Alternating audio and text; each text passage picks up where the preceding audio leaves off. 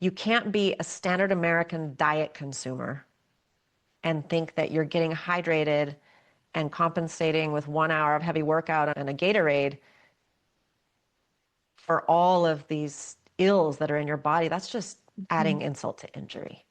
Yeah, it's very And a lot of these nuanced. electrolyte powders were created for people who are already optimizing. All the electrolytes that go with these biohacking conferences, these are people who have optimized. And if they need to use an electrolyte powder because they just did an hour of sauna and cold plunging after they did, 3 hours of weightlifting and moving rocks around or whatever their optimization is, that is not the standard person sitting at their desk eating a hoagie.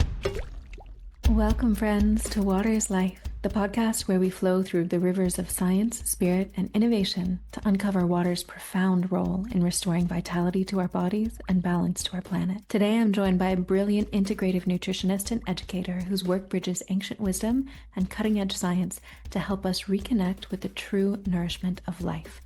Amber Lynn Vitale is a board-certified holistic nutritionist and certified dietary supplement professional. She serves as the clinical director for the Beam Minerals Practitioner Program and brings decades of experience in guiding people back to vibrant health. Since 2003, Amber has collaborated with functional medicine providers, weaving her deep passion for traditional foods, herbs, and regenerative farming.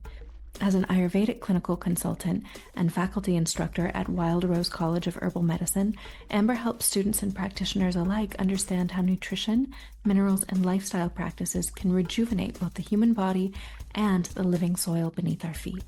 In 2020, she and her family left Brooklyn to steward a 25-acre farm in Montana, where they now raise sheep, ducks, chickens, and border collies while cultivating thriving soil and community from the ground up. Of course, you can find the Beam minerals that we're discussing today in the balance section at waterislife.shop and use the code waterislife for a discount on your order. Please join me in welcoming the brilliant Amber Lynn Vitale. I'm sure you're going to enjoy this episode. Let's dive in. Hi, Amber. Welcome to the Water is Life podcast. I'm so thrilled to have you here with us today to chat with us about Beam Minerals, my most recent favorite electrolytes on the market. And I was hoping we could start off with telling us a bit about how you found your passion for remineralization and why you're so devoted to helping people heal in this way. Well, thanks for having me, Isabel. And yeah, it definitely developed as a passion. In fact, it was, I've been interested in nutrition and practicing since probably 1996. And so always focused on food. And at a certain point, water became an issue. Cleanliness of water, right? And foremost. So, don't drink the tap water, right? I was a part of that movement. I'm part of the problem with people drinking bottled water because I was that generation that said, you got to import it. You got to cart it in carboys. And in the back of our minds was always, there's going to be a problem with all these bottles, but I don't think anybody imagined how big the problem would be, In 2020, I moved from Brooklyn, New York to Montana.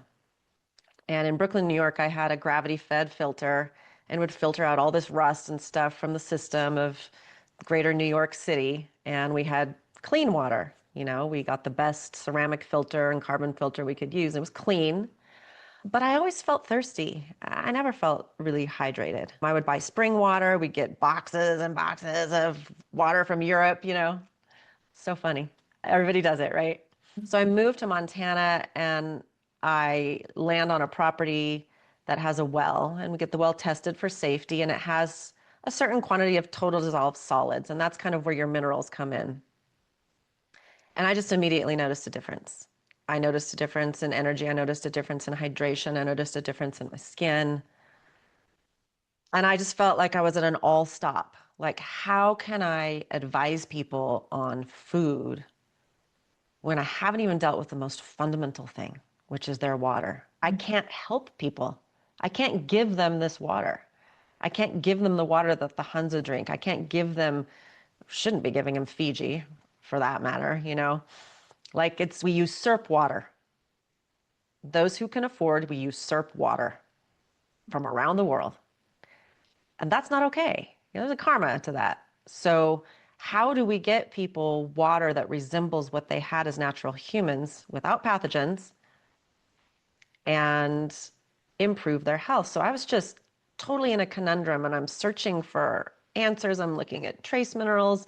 I have a cognitive dissonance with drinking ocean water, drinking it. I struggled with electrolyte powders. I used them, but I was like, when I was in my most meditative state, my body didn't want electrolyte powders. It tasted false and fake and wrong. So I was just really at an all stop, and I was researching Shilajit and using Shilajit because I have an Ayurvedic background, and that was a part of my apothecary when I spoke with Caroline, founder of Beam Minerals, and we started to talk about what makes Shilajit, and we started to talk about fulvic and humic minerals. And at the same time, I was I'm working to regenerate the land here, and there's no regenerative farming without fulvic and humic minerals.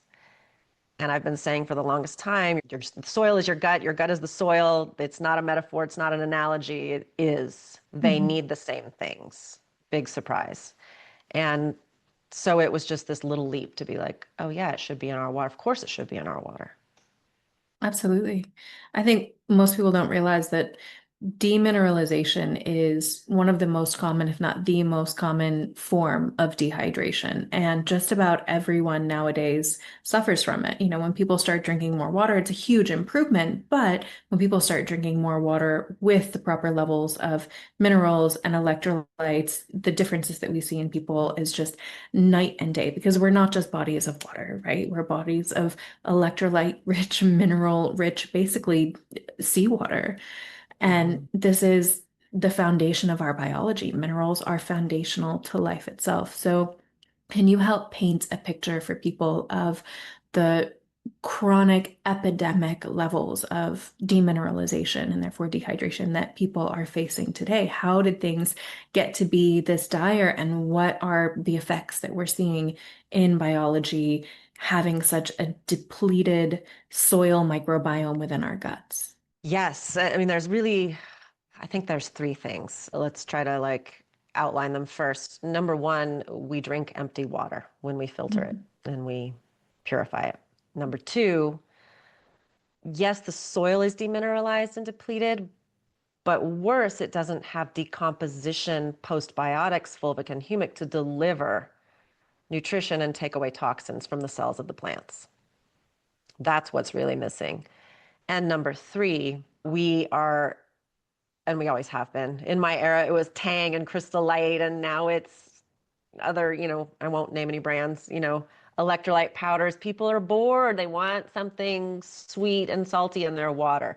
So this is imbalancing, and I will explain why. There's a way to use it. There's a time to use it, but it is not when you're sitting at your desk all day going, gosh, I'm thirsty. I think I'll have some salt and sugar. So the three things, number one, and I want to start with this because I think, you and I are really aligned in this, and I'm going to get, a little metaphysical, but physical and chemical at the same time.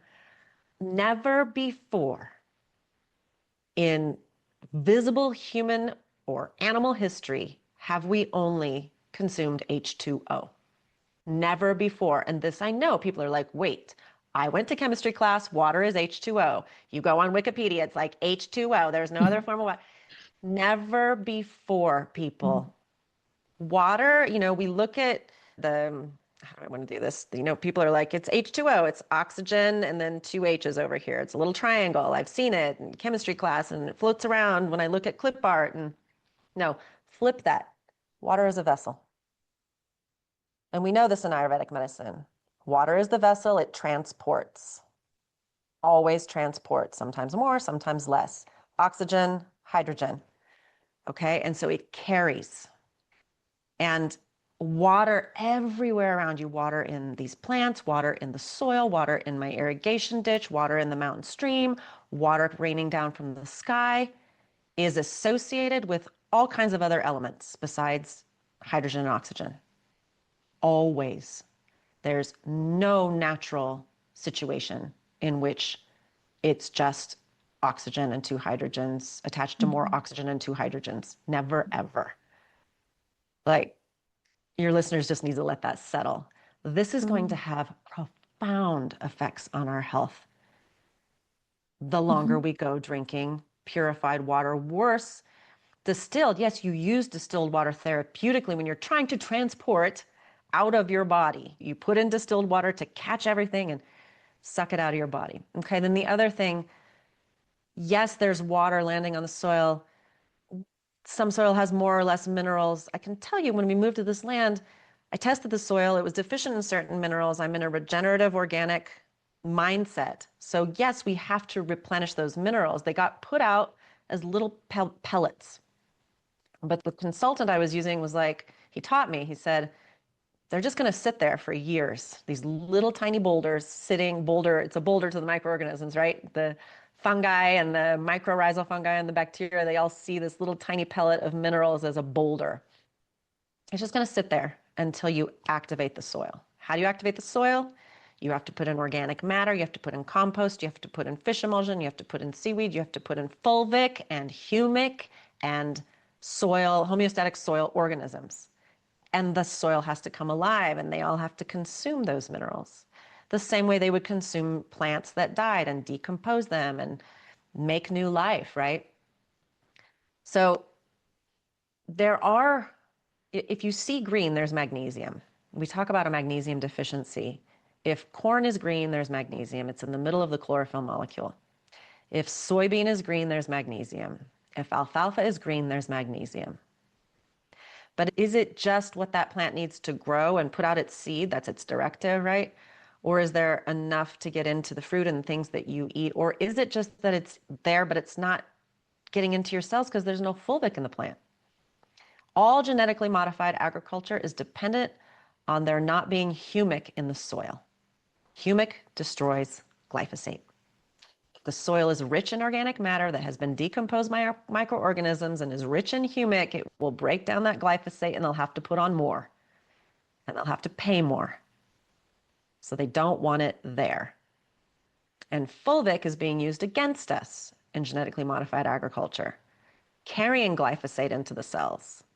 They use fulvic with Roundup to transport it into the cells of the weeds to kill them faster. So any fulvic that's left over goes into your body and transports that glyphosate into your cells. But fulvic has no morality. It has a divine directive, a physical directive, a quantum directive. It has bond energies, and it will go in your cell and get glyphosate and take it out just as easily as it can take it in. So it's the only thing, the only SWAT team that can go in and out at will, right? So we need it. It was used as a Trojan horse against us. Crazy. And the third thing is it's like we forgot that a high salt diet causes heart disease. Like, how did we not like connect those two? We've got years and years of knowing that. What people don't know is that when you put salt on your freshwater microbiome, you damage it. Would you use seawater on your garden? No, you wouldn't, because it's a freshwater ecosystem. Our bloodstream, our plasma, some of our fluids represent the ocean because we have compartmentalized oceans inside of us. We have compartmentalized salinity, compartmentalized osmolarity, compartmentalized mineralization. But drinking ocean water, everybody knows, will kill you because your body has to maintain compartments. So it's where is it? You know, and even Quinton was like injecting it initially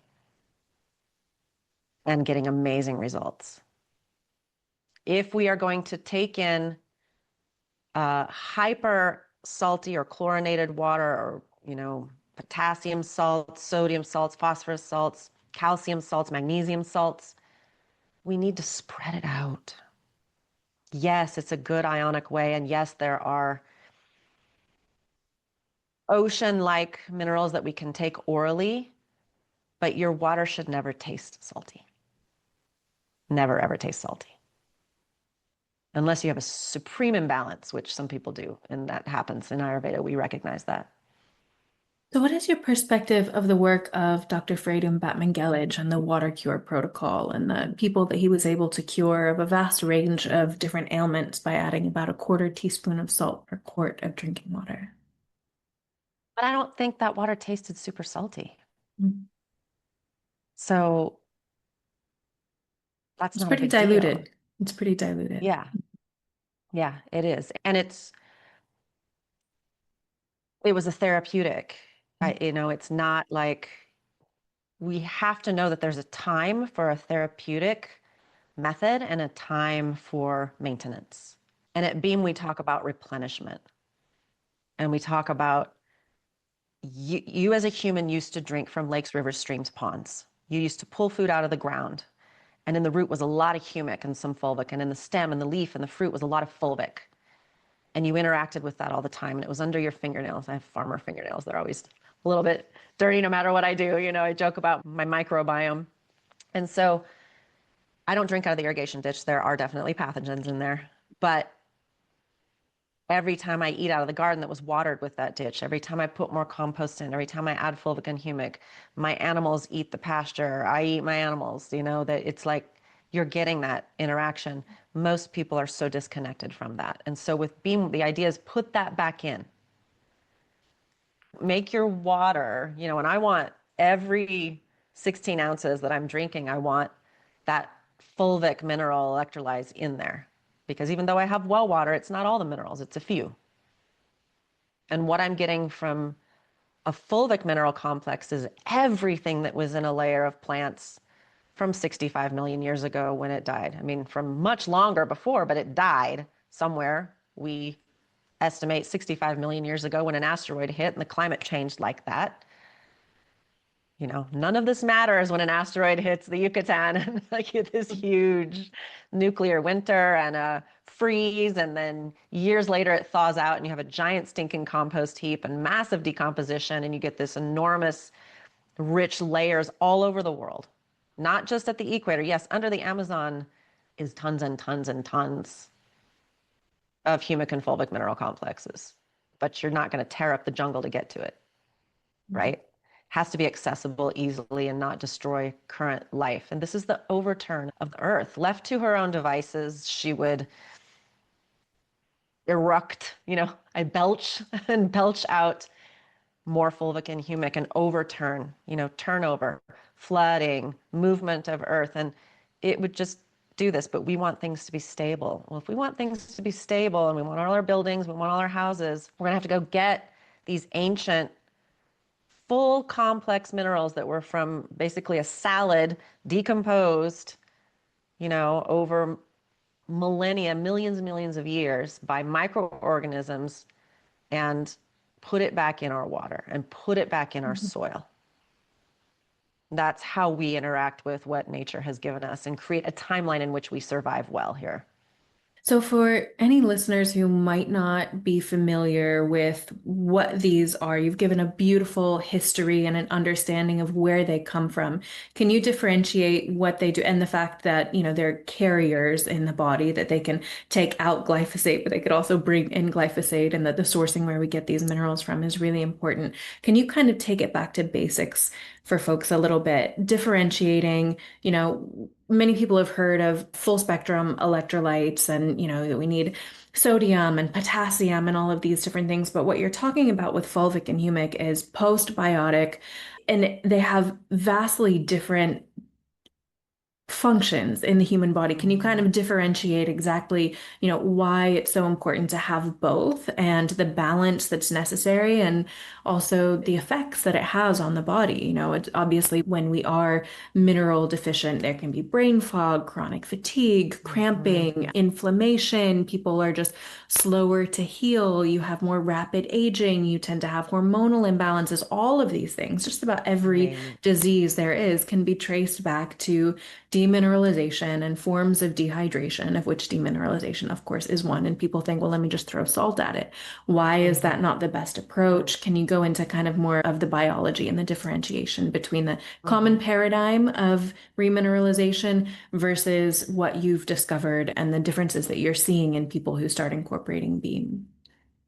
There's so much, right? Did I say postbiotic? Because you just picked that up to where you said it, and we both, not everybody thinks about them as postbiotics. These are ancient, fossilized, crystallized postbiotics. So I love that you said that. I love that we're aligned with that. So if you just go to a spring in the mountains and you get a mineral water, there's going to be certain total dissolved solids and certain minerals there. You could do an analysis and you come out that it has, say, 5 different elements from the periodic table. It has some sulfur, it has some calcium, it has some magnesium, it has, some copper maybe, who knows? Every spring is different based on the rocks that it's filtering through. Those minerals that are being picked up by the vessel, that is the water, they're great, and they are in an ionic form. They're suspended in the water. The water is hanging on to them in this loose electrical relationship. And those are great, and they do make what I call like stepping stones of electric impulses in your body. They give you more relay stations, because water without any elements in it doesn't conduct very well. But all of these elements, and when they form a couple together, they make these minerals. They have a different charge. They move the messages through your body. But from a spring, typically, you're not going to see a lot of decomposition material. It would have, a lot of it, been filtered out through the rocks. And so those ionic minerals, they just get to passively diffuse from your gut into your bloodstream, from your bloodstream into tissues and cells in those tissues. And it's just kind of based on pressures inside and outside the cell, the amount of solids inside and outside the cell, charges. It's very passive, means it's just dependent upon the situation. There's not really a mechanism to move things in and out unless something hits a receptor on the cell and the cell is like, oh yes, I'm designed for that. And it grabs that magnesium or that calcium. When you have postbiotic, fulvic, and humic in that water, with its association with the water and with all these minerals, fulvic is an incredible molecule of nature. It looks the same shape as a flavonoid, which is a type of antioxidant. And it's an ionophore. It gets to go in the cell and out of the cell because it has bond energies and charge that as it approaches the cell membrane, you have this sort of fat barrier inside and outside the cell, and in the middle is water, and that keeps things out that aren't supposed to get in. And as fulvic approaches that, it's literally like Star Wars or Star Trek, like as it approaches, the shield sort of gives way, and fulvic is the ship that gets to go in with whatever it's carrying. And as it passes through that shield, it affects its electromagnetism, and it causes a polarity shift. So as soon as it's in the cell, in the cytosol of the cell, it just like flips a switch and everything falls off. Like you just shut off an electromagnet. Everything falls off in the cytosol. So now you have whatever it was carrying, and let's say it had a cobalamin, let's say it had an amino acid, let's say it had some magnesium and some copper and some chromium and some zinc, and it might even have a little uranium from the earth. It might even have a little lead, or you can't be afraid of that because all these things are in the earth's crust. Now the cell is just, all the organelles are like, ooh. I always say it's like a clothing swap when we girls get together and we bring bags of used clothing and we throw them in the middle of the floor, and it's like, as soon as they're all in the middle of the floor, it's like, go, and everybody's grabbing what they want, right? And at some point, everybody has what they want, and they sit down with a glass of wine or a mocktail and some sparkling water, and, all this pile is in the middle of the floor. Well, that pile, fulvic, is now electrically charged, and it's going to suck it back up again and then leave the cell.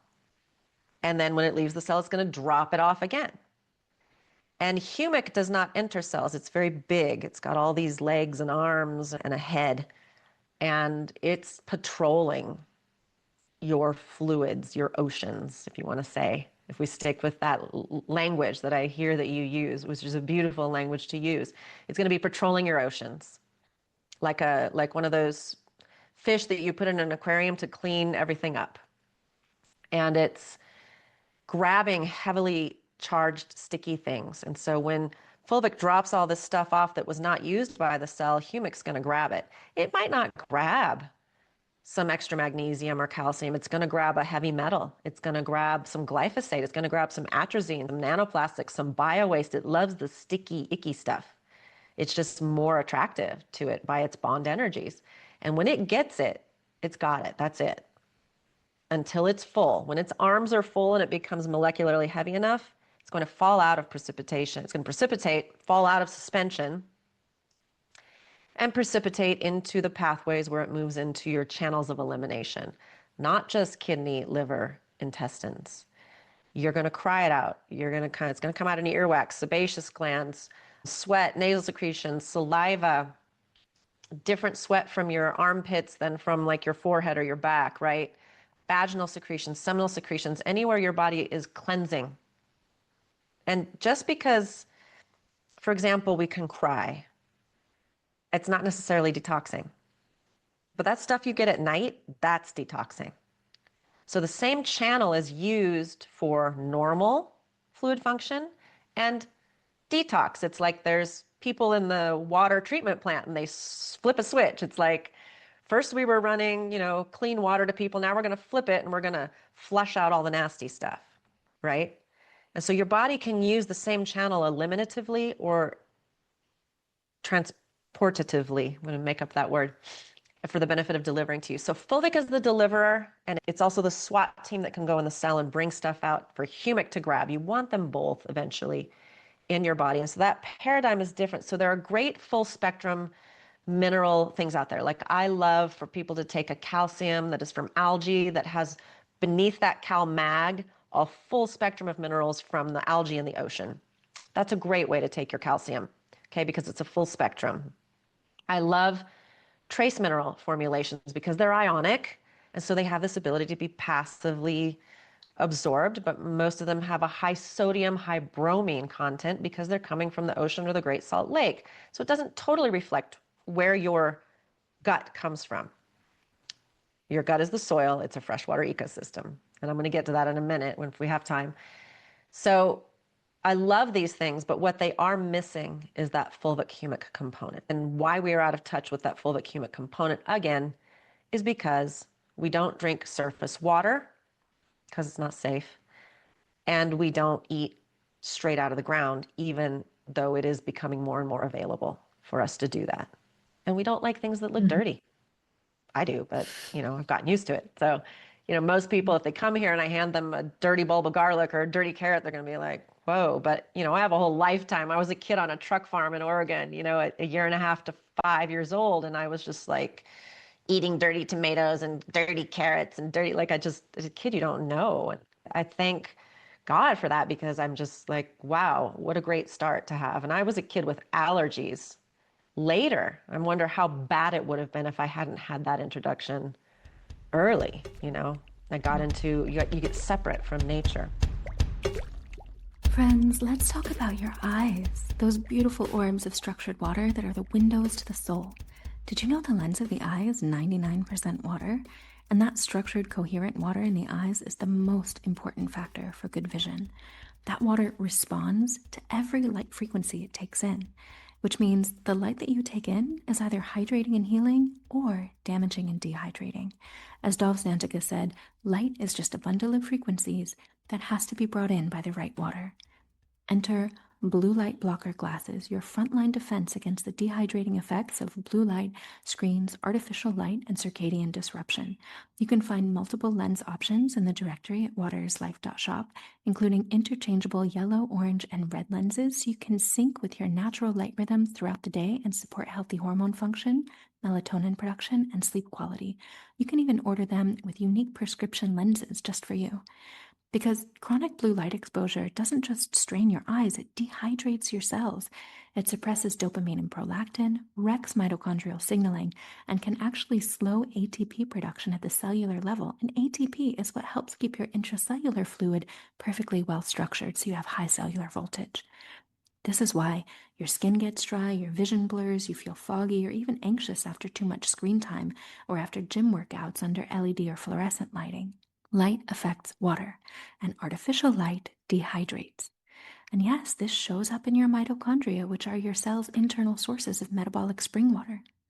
Blue light is like a microwave for your cells, frying your metabolism and leading to dry eyes, disrupted sleep, hormonal imbalances, and even faster aging. After all, our cells are batteries made of water, charged by full spectrum light. Dehydrated eyes mean blurry vision, headaches, and more. Quality light supports structured water, clear sight, and optimal cellular signaling. But We're not just stopping there. At waterislife.shop, you'll also find chromotherapy glasses available in every color of the rainbow because color is frequency and frequency is information. And water is the receiver, the processor, the amplifier of that information that turns it into biological frequencies for your healing. As Dr. Dinshaw Gadiali taught, each color has a biological impact. For example, green and blue calm the liver, red and violet are stimulating, etc. These are not just visual placebo effects, they're actual vibrational healing, and your intracellular water knows how to decode the language of light and color when you look through colored lenses. Wearing colored lenses is like a gentle daily infusion of light-based nutrients for your entire water-based being. So if you're serious about hydration, circadian biology, or structured water lifestyle, protect your eyes. That should be a non-negotiable.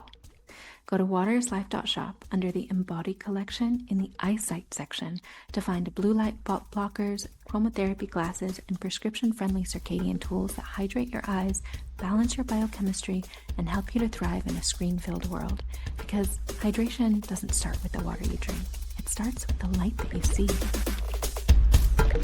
While we're talking about what fulvic and humic can do cellularly in terms of transporting nutrients into the cell and then detoxifying the cells afterwards, and really just kind of being this cleanup crew to come in and balance and kind of restore homeostasis to these different watersheds within the body.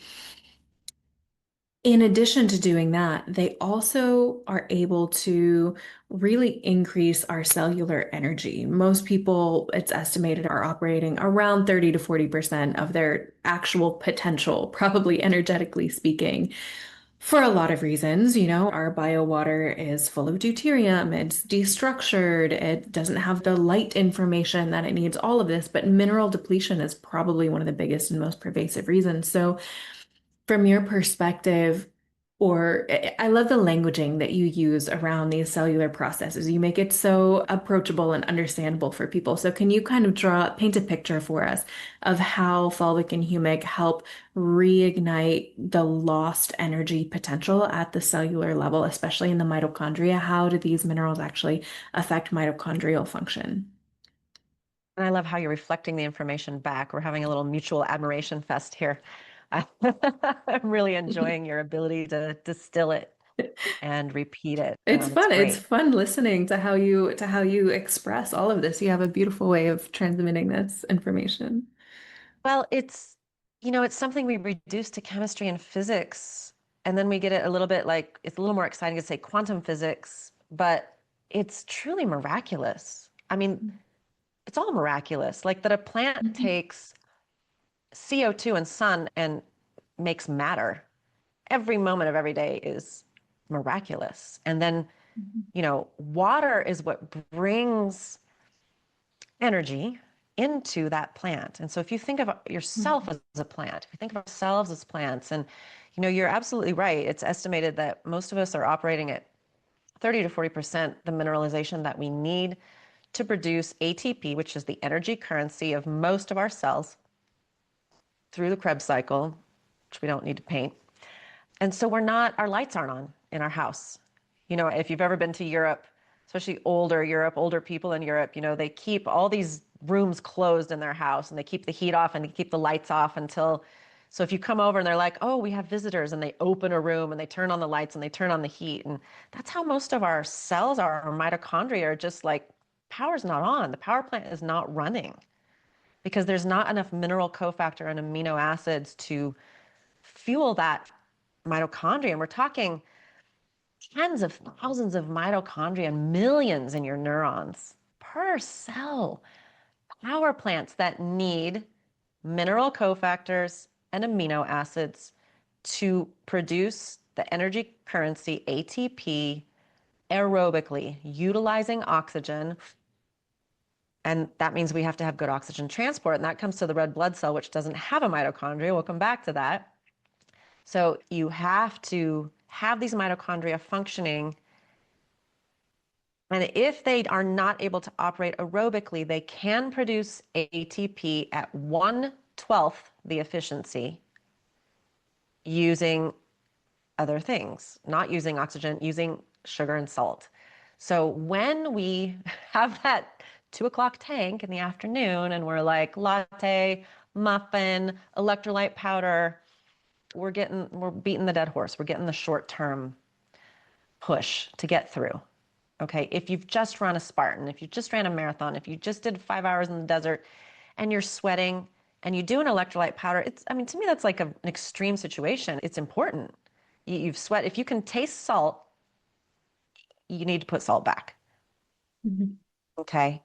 So that gets you to where you're going to go home now. You're going to eat, you're going to replenish, you're going to get the whole spectrum, not just the calcium, potassium, phosphorus, sodium, chloride. You're not just going to get those 5 or 6 minerals. You're going to get the full, 40 some that your body needs, elements your body needs. And so when the mitochondria aren't functioning, the cell isn't functioning. So when you start to give the mitochondria, which is inside the cell, I mean, cell is microscopic, so imagine how microscopic mitochondria are. Then they all start to come alive. And when they all start to produce ATP, that cell can function optimally and that tissue can function optimally. And we don't have good testing for mineralization. Oligoscan is great because it's a spectrophotometry. You're looking at wavelengths of light as they bounce off the minerals, and that gives you, it's the same way we look at a planet and can tell what the atmosphere is made of, you know, which is pretty cool. We're looking at the universe inside of our cells. Blood tests, I mean, that's your blood. What's going on in your liver cell? What's going on in your pancreatic cell? What's going on in your neuron?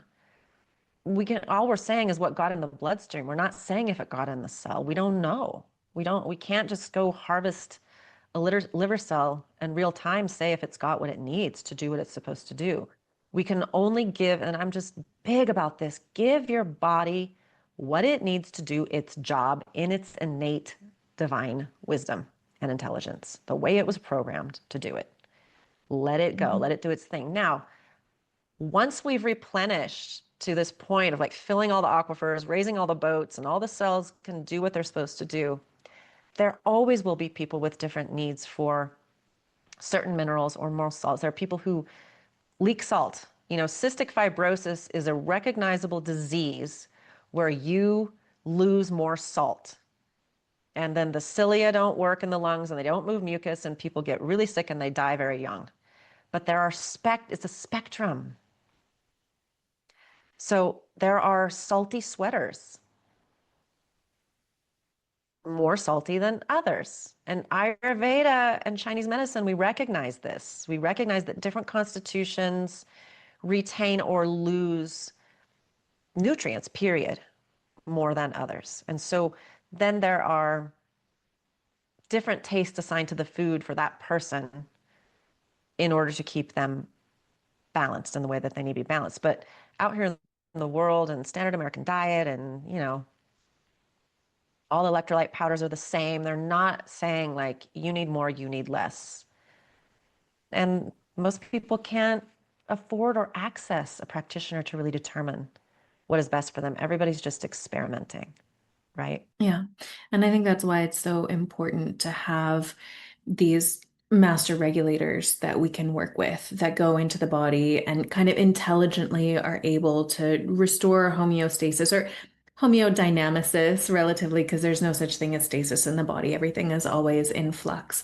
But, when it comes to things like fulvic and humic or like, protein, hydrogen, these different things are able to go into the body and then work intelligently to kind of restore a level of balance where it's very hard to go overboard with these different compounds because your body is just going to be able to self-regulate and then excrete whatever might be extra.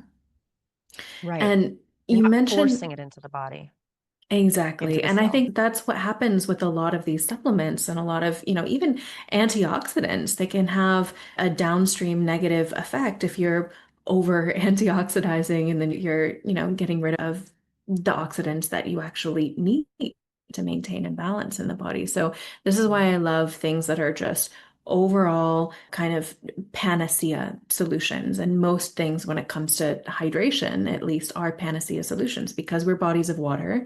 The more we optimize our water and our hydration, it's something that really fits with every body type, every, no matter where you are on the spectrum, genetically or physiologically, we all need to optimize for hydration, and the body's able to really intelligently kind of orchestrate that whole symphony when you give it the right materials to be able to do so, which is why I love what you guys are doing. You mentioned you wanted to come back to the fact that red blood cells have no mitochondria, which I find fascinating. Can you dive a little bit more into why that is and the function of red blood cells? Right. And so I think first it's important to state that, this theory that mitochondria were once bacteria that lived outside of the cells and somehow they went inside of a membrane and now they run the power. So remember that, because if a mitochondria functions very much like a bacterium, it becomes very important what we feed our microbiome and what they can use as well. So the mitochondria is getting these mineral cofactors to produce ATP. The red blood cell makes its own energy using the oxygen that it can pick up. And so red blood cells only have as much energy as they are able to pick up and hold oxygen, which means the hemoglobin has to be properly built, properly functioning, and there has to be the right amount of it in every cell.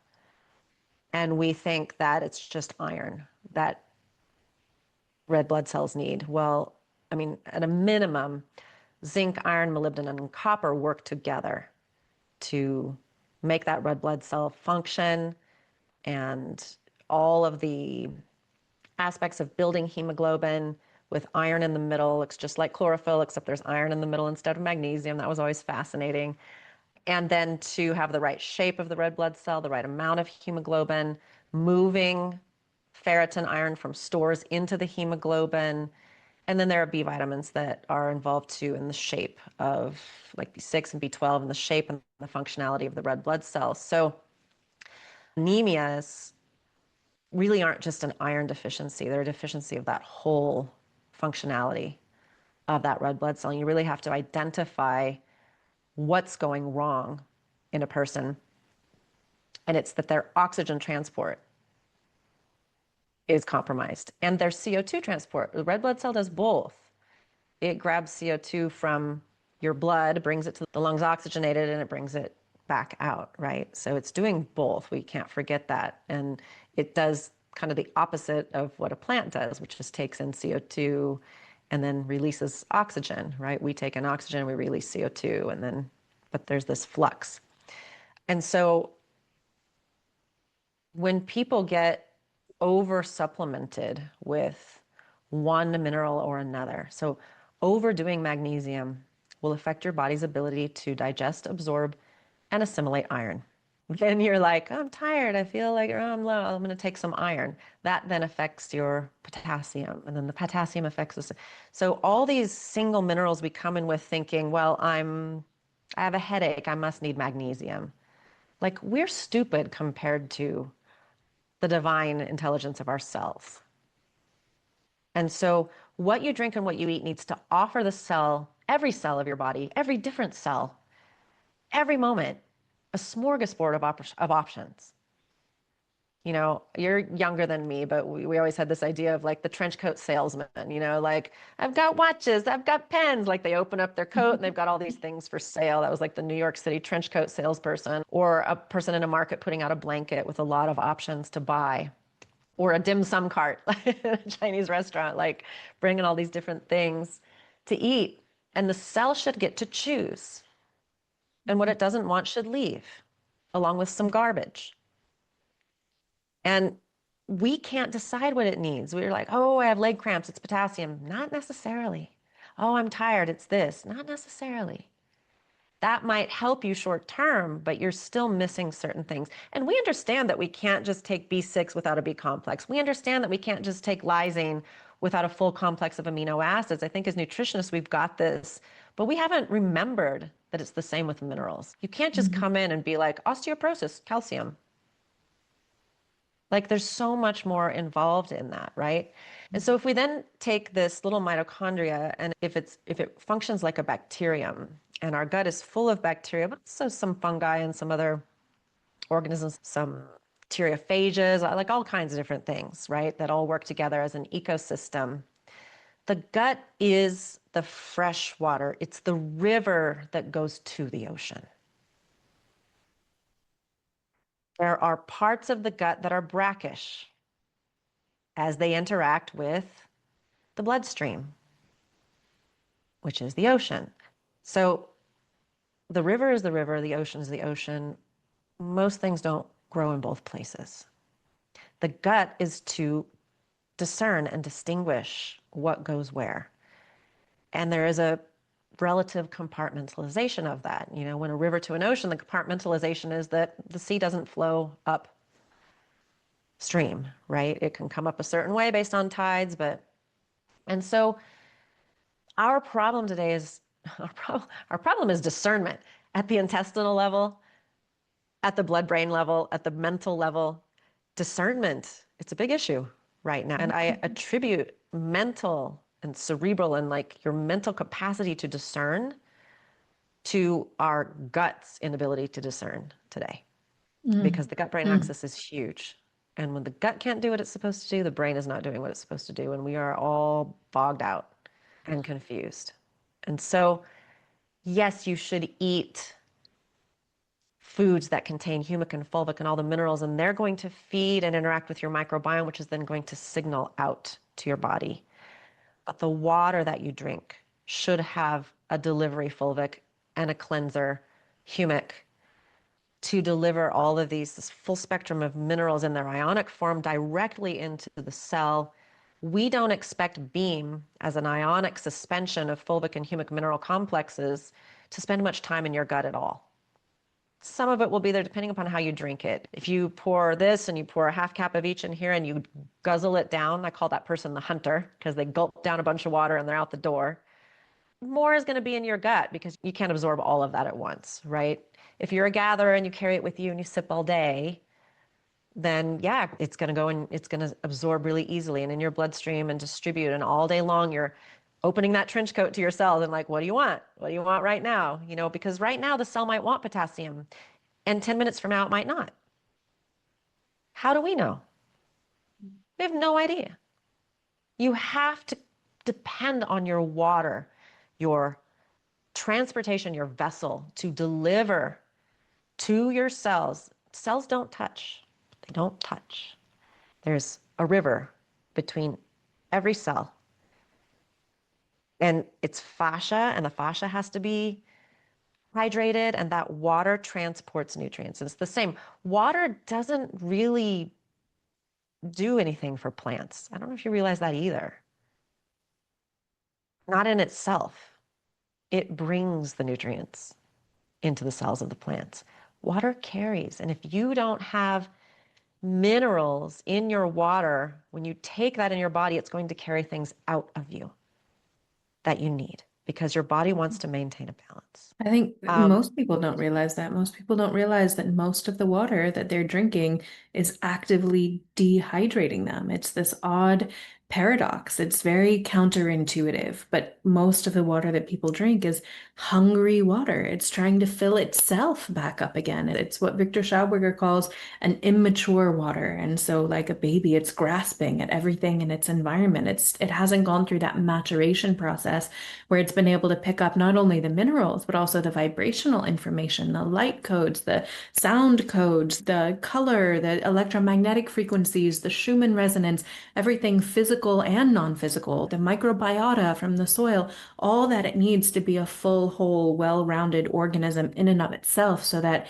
it is pouring from a full cup, so that it has enough to give, so that it can be the mother of all life, which water truly is. It can be that vessel that is able to pour forth life and nutrients into all life forms. And as a result of all of the heavy processing and industrialization of water. It's not gone through the maturation process to become a mother. Instead, it's like a baby and it needs and it's taking from us over time. And it does the same to the soil as it's stripping the soil bare. And what we do to water, we do to ourselves. So the more we drink depleted water, of course, we're going to be depleting ourselves. But if we fill our water with what it needs and fill our bio water with what it needs, then we're able to pour forth with an abundance of energy, literal ATP, where we become these springs of metabolic water inside of ourselves and we're able to pour Yes. forth more energy, more clarity. I love the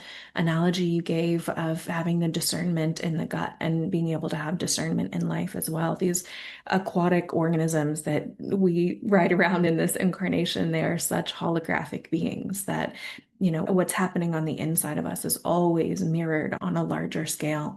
And so much of our entire existence comes down to what's happening cellularly, what's happening hormonally, what's happening in our gut microbiome. And I see this in clients all the time that the issues that they're experiencing in their lives, even in their relationships with their friends and their families and their greater communities, even what's happening, with their mental and emotional state of health and the way that they're reacting to politics or environmental issues versus feeling truly empowered and sovereign and taking action on the things that are their values versus just being in reactivity and being kind of inflamed all the time. It's largely directly mirrored with, what's happening with their inner ecology. So I think that Mhm. it's so important for us to be active in the world and standing for what we truly believe in. But if we're coming from a state of dysregulation internally, I feel like that's the most powerful place to start is be really well nourished, well hydrated, and then anything that you do for your family, for your friends, for your community is coming from that place of wholeness as well. Yeah, so beautifully said. So you're saying that our immature baby water is causing us to act like immature egotistical babies out in the world, basically. That's Exactly. We beautiful. see it Like all the over. neediness of the water, really, yeah, really incredible. And you spoke about metabolic water, and I didn't even mention that because it's really not my field, and I've only recently tapped into this, but your mitochondria do make their own water. And this is what happens when we fast. And it's pretty wild. It's like, again, I like to make pop culture references. So it's like the still suit in Dune. Like your mitochondria are kind of like that. They can recycle and rebuild, and they produce a water that is almost magical. And in Ayurvedic medicine, there's a concept called ojas, and everything has it, but the refined ojas, the like 8 drops of the most refined ojas that you get through your diet and meditation and alignment and, is precious. But even just keeping your body clean, every tissue matures into the ojas of that tissue. So the blood has a matured, perfect ojas that is optimally functioning. Your lymph has one, your muscle has one, your fat has one, your bone marrow has one, your nervous system has one, and your reproductive tissue, most important of all, has that ojas, and nobody reaches that point today. Our infertility rates are huge because the nervous system in Ayurvedic medicine, nervous system is the 6th tissue and it robs from the 7th, which is reproductive. Everything you eat and drink has to go through all the tissues, 5 days in plasma, 5 days in blood, 5 days in muscle, 5 days in fat, 5 days in bone, 5 days in nervous. And so it gets to the nervous system. And I mean, just cars speeding by you at 120 miles an hour because you're going 60 and they're going 60. I think I passed that test in physics. It's like that's how you perceive it. 120 miles per hour. Like that's stressful. We don't realize it, but that's crazy. So this robs us of this reproductive health. And the ojas of the reproductive system is our true ability to create, our true ability to be aligned, our true ability not to just reproduce. That's the foundational gross level. The elevated level is to just bring things into existence, beautiful things. And water has to go through these mitochondria metabolic processes to become that purified. I don't even know if we can even look at it and know what it is. We just know when we get there, you know? Most of us have glimpses of that. There are some studies that I do want to visit when I talk about, don't drink salty water. We know now that a high salt diet affects your cardiovascular system and later your nervous system by microbial changes. It's not, I used to think, assume that it changed the pressure of your blood vessels. Like if you have a lot of salt or a lot of sugar, your blood pressure goes up because your body puts water in there to get the right molarity. And then, there's all this pressure, increased blood volume. And I think that does happen, but that's not the worst of it. The worst of it is that you kill off microorganisms that are supposed to be in your gut, or you make them uncomfortable to where they don't produce the metabolites that are beneficial for you. And the biggest reduction of important metabolites was in propionate, acetate, and butyrate, 3 short-chain fatty acids that are made by microorganisms that make them for you. You don't make them. Your human cells don't make them. Your guests make them. And propionate and acetate are meant to stay in the gut, but they leak out in people with leaky gut, and they affect your nervous system, unfortunately. Butyrate is meant to leave and travel and feed your neurons. You don't make butyrate up here, but you need it. Your gut makes it. Factory's way far away. There's a lot of transportation that has to happen. If you have a high salt diet, and that includes drinking, worse, putting salt directly on your garden with no buffer of food, you are altering the microbiome. You're altering that short chain fatty acid production. This then moves upstream, up the intestinal tract to where bile comes into the small intestine, where cholesterols are recycled. And why is cholesterol bad? It's not. Oxidized fats are bad. They need to be washed and cleaned and redistributed. But if you don't have a microbiome for that, you just accumulate this toxic goop. And that toxic goop in relationship to your liver, and a fatty liver makes it even worse, which, hello, high fructose corn syrup and alcohol consumption. Then you have this beginning of cardiovascular disease, this fat that's dirty and toxic and sooty that's circulating in your system and gumming up on inflamed blood vessel linings that were damaged by free radicals and oxidative stress. Your body's just trying to patch and repair. It's doing the same thing in your brain, and it's using dirty fat to patch and repair. And so you get cardiovascular disease and cognitive decline and dementia. And it's been demonstrated that it is a result of microbial changes and excessive salt, and I'm just talking sodium chloride, leads to that. So you can't be a standard American diet consumer and think that you're getting hydrated and compensating with 1 hour of heavy workout and a Gatorade for all of these ills that are in your body. That's just adding insult to injury.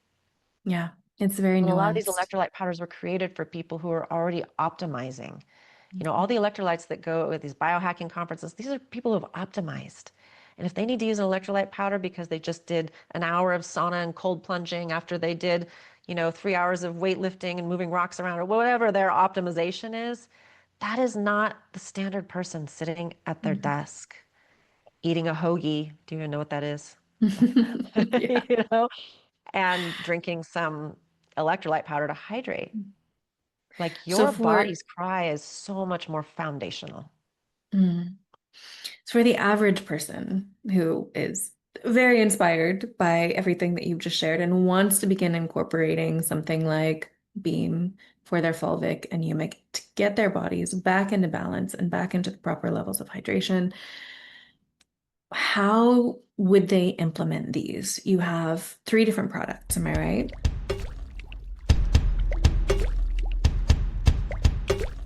Friends, one of my favorite things about walking the water path is that it's never just intellectual. Water doesn't just want to be understood. She wants to be experienced, which is exactly why I created the Water Wisdom Workbooks, a 13-part series, each one a 28-day guided journey into a different dimension of water's mystery and medicine.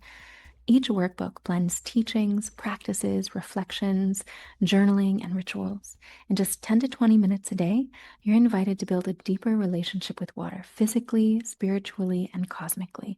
You'll learn everything from hydration mastery, how to recreate the quality of wild spring water at home, to communion, learning to listen to water and understand her voice through hydromancy practices and subtle communication skills, to quantum science of the etheric field, indigenous myths and legends about water, holy water scriptures from religions around the world, oceanography, psychology and the blue mind effect, celestial waters and cosmological teachings about the waters beyond the firmament, how water governs the flow of our prosperity, and so much more. Each of these in its own unique 28-day workbook. There's even a full workbook on water magic where you'll begin your own personal grimoire of water elixirs and energy-infused water potions. There's another workbook on water activism for becoming a guardian of your watershed and a stand for the rights of water all around the world. I've had so many people express to me over the years that they're a little overwhelmed, wanting to learn and adopt water wisdom into their lives, but not sure where to start because there's so much to learn. And these workbooks are my answer to that. You can start with any individual theme that calls to you, or take the full 13-month journey for a complete year-long initiation into the practical, applicable aspects of water wisdom that matter most. Downloadable PDF versions are available at waterislife.academy, or search Water is Life Workbooks by Isabel Friend on Amazon to get your hands on the paperback journals. These are your portals into a deeper, more embodied relationship with water in your daily lifestyle, habits, and practices, because water herself is the ultimate teacher, and these workbooks are just here to help you tune in. The humic and then the combination? Kind of, yes. We really have fulvic and humic mineral complexes in a variety of permutations. And so, basically, and I'll just grab a couple, they come out into these two liquids, which are ionically suspended. When we take the mother material from the earth, which is from 60 some million years ago, it's really the same thing that forms shilajit. It's just that shilajit, the Himalayas, they say, lifted up 45 million years ago, and the Andes and places like this.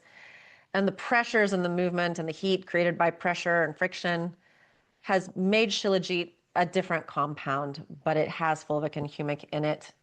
And now it's all the way up here and not in an easily accessible place. But it's from that same period of time, a huge die-off of what was living on the planet at that time, all over the world, huge swaths of the Earth's crust. So we take this mother crystalline powder and we bring it from the Southwest US to our facility in Grand Junction, Colorado, and we only use water. The difference between what we do and a fulvic acid or a humic acid is those are often made using potassium hydroxide, hydrochloric acid to change the pH of the water to do the extraction. And a lot of those go into agriculture, and that's fine. And they're in some products that are out there, but those have to be digested. Your body has to break that acid off or whatever else is in that. And in a powder, like in our capsule, and this is really, the ElectroBoost is really the mother material in a capsule.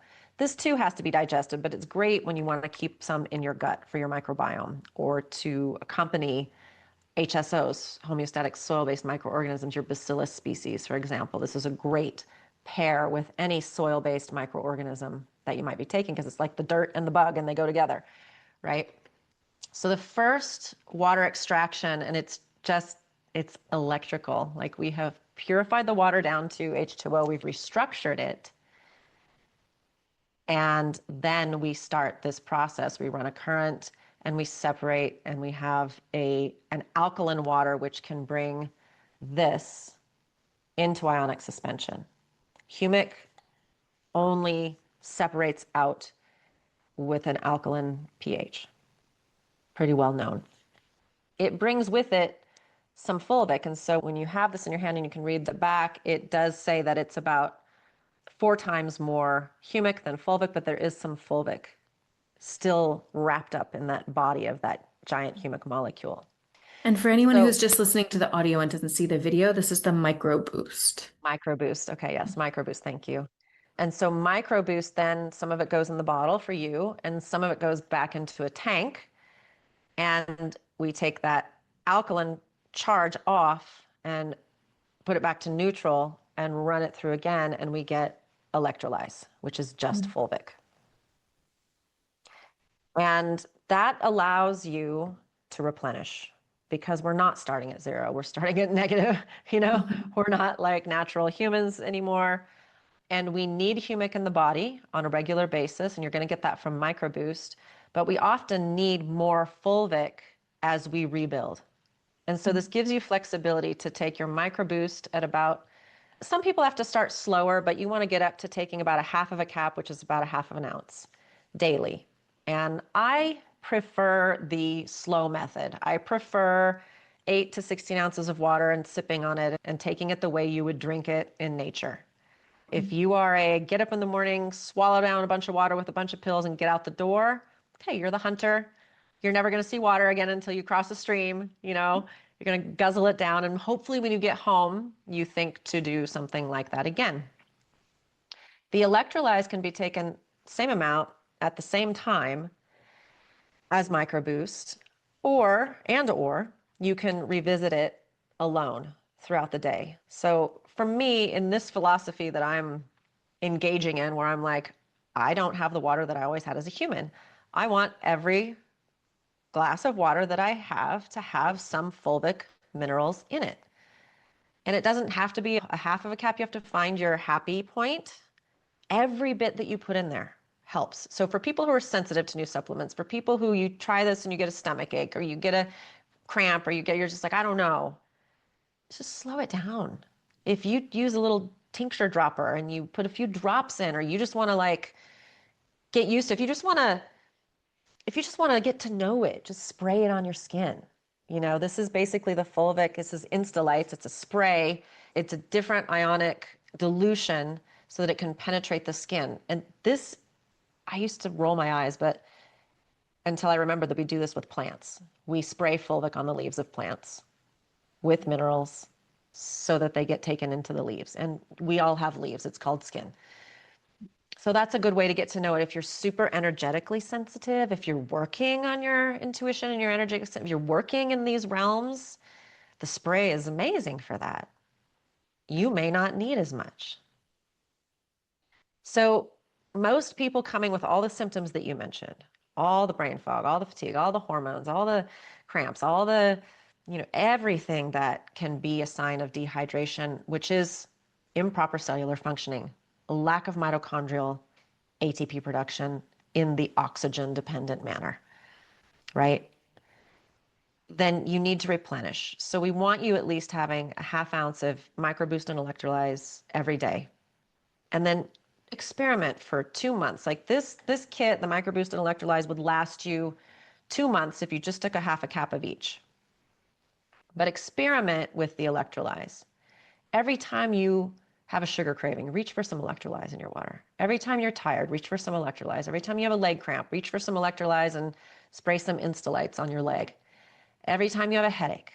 All the times when you're reaching for sugar, salt, electrolyte powder, some kind of a drink, some kind of an energy tea, some matcha, every time you want to reach for these short-term fixes, reach for electrolytes for 2 months and then tell me what's happening. At that point, your practitioner can come in and doesn't have to deal with all the riffraff little adjustments of just your lights aren't on in your house. Just turn on all the lights, see what we see. You do that for a couple months. Now we do an intake as a practitioner. And now we're like, well, I had a headache, but I don't really have that anymore. I had leg cramps, but they're pretty much, I've got them under control. I wasn't having bowel movements, and if you get constipated or loose stools from taking B minerals, know that it is not like taking mag citrate and flushing your bowels. It's that your smooth muscle of your intestinal walls is readjusting, and so is your microbiome readjusting. So back it off, slow it down, and give it some time to readjust. It's amazing what we can get used to. And I know I'm talking, but there's one more thing I wanted to mention because I want to bring this around to what you talk about. Please know that humic especially is being used worldwide to clean up water. Where we have polluted our mother, the very thing that gives us life, whether it is a river and stream in Yakima Valley, Washington, that's full of glyphosate from agricultural runoff, whether it's an estuary from runoff from a golf course, whether it's a lake, river, or stream in the mountains from mining runoff and heavy metal contamination, humic cleans that up. So it's not a stretch to say that it can do the same in your channels. And if you're particularly working in more energetic realm, if you're a Reiki practitioner, if you're trying to, elevate your consciousness, you have to have electrical stepping stones. Until you get to the point, and if you're this person, send me a message, until you get to the point where you're recycling everything within your body or a closed loop system, you have to take it in from the outside. You have to take in physical matter from the periodic table. You can't make it out of nothing. The sun does that. You can't turn hydrogen into magnesium. Okay? You don't have that ability until you're really far. I believe we used to have that ability. So we have to take in physical matter. And this is about the most elevated way to do it. What are some stories that you can share? Obviously, without making claims necessarily, but anecdotally, what are some of the transformations that you've personally witnessed in people when they begin rebalancing their body in this way? So there are people, and I'm always grateful to hear when people are like, oh my gosh, my energy was just like that. My Pilates instructor, she was like, I'm teaching all day. I'm going on a mountain bike ride. I couldn't believe the energy I had with that. And then I took her through a couple of fasting mimicking diet. She's done 3 now. She's very physically active. And she's like, gosh, when I'm on those minerals, like my energy is just solid, working the whole time, no problem. Some people it takes longer. And for me, I'm super skeptical. I've been in the natural products industry for years, and I'm just like, we'll see. And things don't work fast on me because I've got my jam, So when I started, I was now I would say addicted to magnesium gummies because I found that if I used a gummy, I could take them periodically through the day and I didn't get a migraine. But I was in the back of my mind going, but why do I need magnesium again? Like, that's weird. Like the way I eat, I shouldn't need it. And when I started with B Minerals, I didn't really think about it. I didn't stop any one thing. But a few weeks in, I came across my bottle of magnesium gummies, which is by the standard, a very good one. And I was like, oh, where have you been? I just lost track of it. I wasn't taking it. And I thought, oh, well, I'll take one now because they're delicious. And why not? It can't hurt. It does, though. Once you're replenished, even 100 milligrams of magnesium throws you, what did I get? A leg cramp, a tension point. I was like, ew, huh. Now I know when I can do that and when I can't. I'm a little bit more like sensitive to it. So some people, they just find other things fall off. I've had people who are addicted to their electrolyte powders. I mean, addicted. And with them, we have to kind of titrate, but gradually they're able to replace one with the other. If you're doing both, you'll still experience cramping. Your body's going like, which way do I go? It just doesn't know. It's going balanced, imbalanced all the time. I had a client go on the minerals and then go on a cleanse. And this is a good bad. Her brain fog lifted so dramatically that she realized that her husband had run them into like extreme debt. And then she went into like a spiral because she suddenly could like do the math. And she suddenly realized what was going on. She had literally been just so foggy. She was just like, okay, whatever. I don't know. We'll figure it out. And then that lifted so dramatically. She's like, oh my gosh, I've got to get my life together. I've got to take control of things. I've got to like get back on top of the train. So good, bad, sometimes we just want to be like, I didn't see it. But we have lots and lots of testimonials, of just different things that it has helped people with. And I just want to say, if it doesn't work for you right away, stay with it. If it makes you feel some kind of strange, back it off, but stay with it. It's not a harmful detox in the microboost, but if it's uncomfortable, slow it down. Don't push it. Don't stress yourself out further. You're already getting more than you had before. Slow it down if you have to. As a practitioner, I'm always like, okay, you're having detox responses. What do you want to do? Maybe we should back you off. You probably can't handle that much. No, I'm going to forge ahead, so it's eliminating. We feel toxins when they leave the body. It's like you feel sick when your immune system is fighting off. You don't feel sick from the virus. You feel sick because of your immune system's response. Run down, stuffy, all of that. Same with toxins. We feel them as they leave. Humic makes it so you don't feel them as badly, and they don't get gummed up unless your lymphatic system is congested. So move.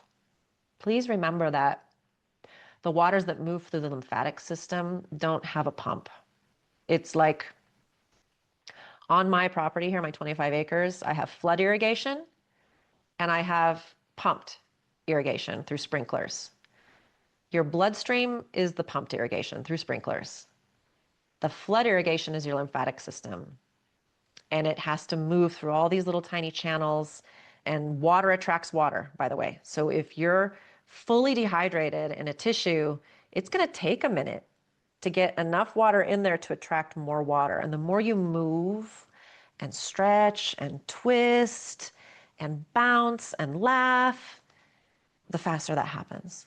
So if you're feeling swollen, congested, you can't get your shoes on, and you start to take microboost and it gets worse, you better start bouncing, girl. We need some bouncing. We need some movement, right? Swinging, get on a swing, get on a seesaw. I mean, there's just a zillion things that you can do. You don't, you could be paraplegic and still bounce in a chair. This is the core. That's all it takes, right?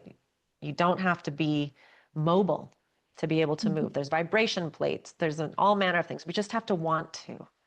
We have to want to feel well. And I would just say, who would you be if you felt well?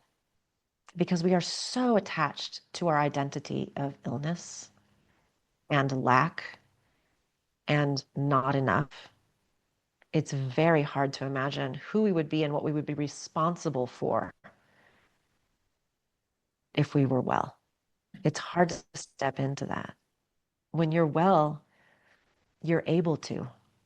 And so you have to. It's your dharma, it's your duty, it's your directive. When you Thank you have, so much for inspiring everyone to step into that today. And you're such a beautiful living representation of it. When you said earlier that I must be younger than you, I was shocked because honestly, I feel like we easily look exactly the same age. You're glowing. You are clearly taking the fulvic and the humic and your ability to transmit this information so clearly and with such strength and power and wisdom behind your words. It's really a gift. Thank you for the gift that you've given to me and to everybody listening here today.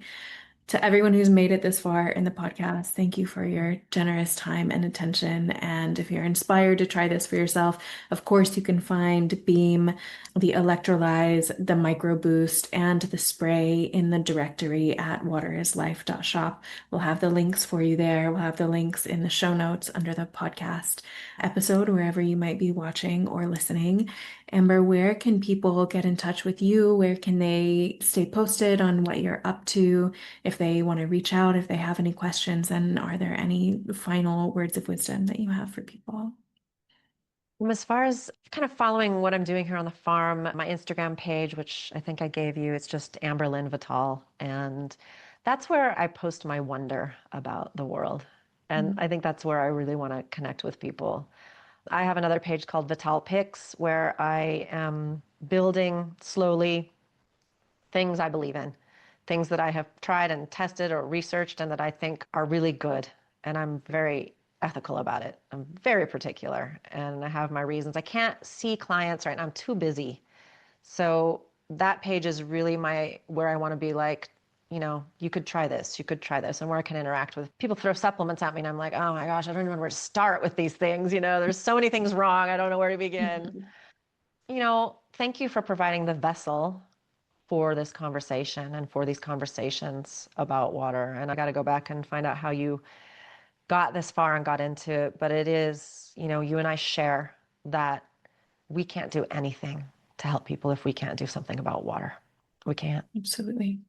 And I don't, climate change, all of that aside, humic and fulvic minerals were created by a massive climactic event that we had no control over. So relax, but don't poison your swimming pool. Don't pee in the pool, that's the problem, is we don't have sovereignty over the cleanliness of our foods and water, and not just the cleanliness, but the nutritive aspects. So take back that power the best way that you can.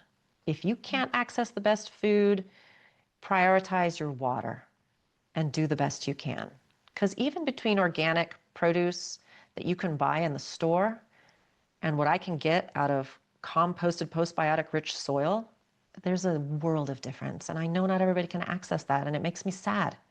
That's why my ranch is called the Wayfinders Ranch. It's like people are going to find their way here, who need it. I love that. I want to finish with one question that I ask everyone, and it is fundamentally an unanswerable question. So feel free to just respond with I didn't. Just whatever comes to your intuition first. If you, based on your understanding, your wisdom, and what you've gleaned on this path that you've been on for so long, if you had to take a stab at what is water, what would you say? It's a conscious vessel. It's a tissue. It's a living tissue. In Ayurvedic medicine, blood is a tissue and lymph is a tissue. We're starting to talk about the microbiome being a tissue. Water interacts with everything that it comes in contact with. It's the universal solvent. What that means is it can connect with everything it comes into contact with.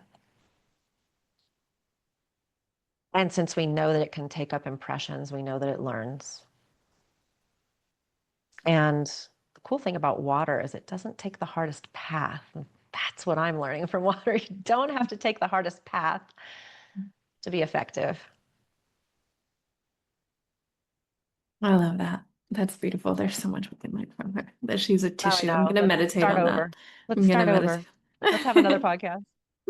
I would love to. I would love to have you on again sometime. This has been such a rich, juicy conversation. There have been so many nuggets, so many gems and jewels for people here. And I just appreciate your time and your beautiful presence so much. To everyone listening, be well, stay hydrated, and be water, my friends. Friends, if you're loving what you're learning on the podcast and you want to dive deeper, check out the courses, webinars, workbooks, and private coaching available at waterislife.academy. These are on-demand, lifetime access programs where we dive into brand new concepts not taught here on the podcast. And if you're ready to optimize your water to be a healthy wellspring of hydration, discover the water alchemy tools that are available at waterislife.shop. And let's connect on Instagram @JenIsabelFriend. I look forward to seeing you there. Stay hydrated and be well.